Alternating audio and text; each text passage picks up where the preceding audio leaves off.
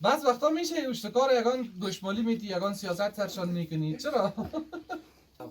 شما از نایی چشم معلول هستین و این اتفاق چه رقم اتفاق افتاد؟ این آرزوی چی است برای خودت، برای مملکتت، برای اطفالت؟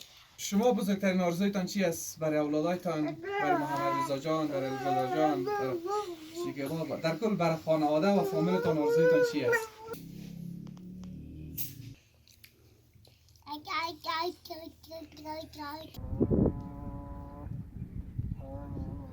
آها آن علی گرفت دیگه